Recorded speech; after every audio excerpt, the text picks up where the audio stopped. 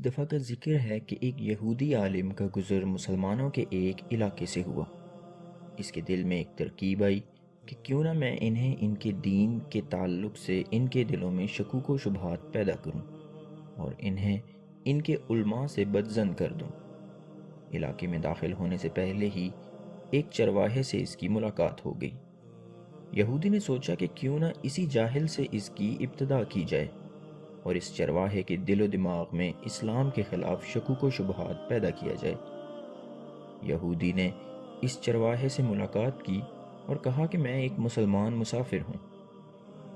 باتوں ہی باتوں میں یہودی کہنے لگا کہ ہم مسلمان قرآن مجید کو یاد کرنے کے لیے کتنی مشقت اٹھاتے ہیں، جبکہ یہ قرآن 30 اجزاء پر مشتمل ہے، لیکن قرآن میں بے شمار آیات متشابہ ہیں جو ایک جیسی ہی ہیں۔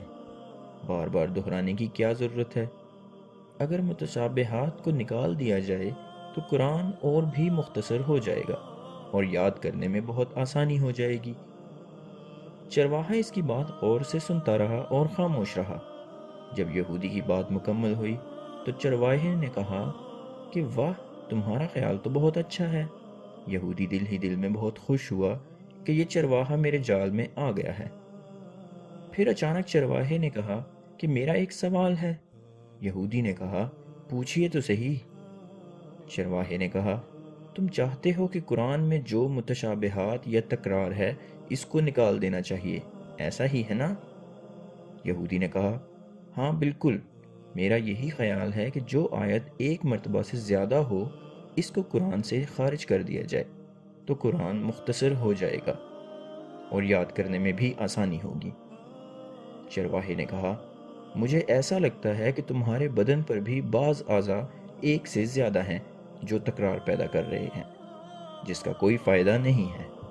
کیوں نہ تمہارے 2 ہاتھوں میں سے ایک ہاتھ کو کاٹ دیا جائے، 2 پیروں میں سے ایک پیر ہی رکھا جائے، اس لیے کہ یہ تکرار ہے۔ 2 آنکھوں کی کیا ضرورت ہے؟ کام تو ایک آنکھ سے بھی پورا ہو سکتا ہے۔ کیوں نہ تمہاری ایک آنکھ بھی نکال دی جائے؟ 2 کان اور 2 گردوں کی بھی کیا ضرورت ہے؟ اس میں بھی تکرار ہے۔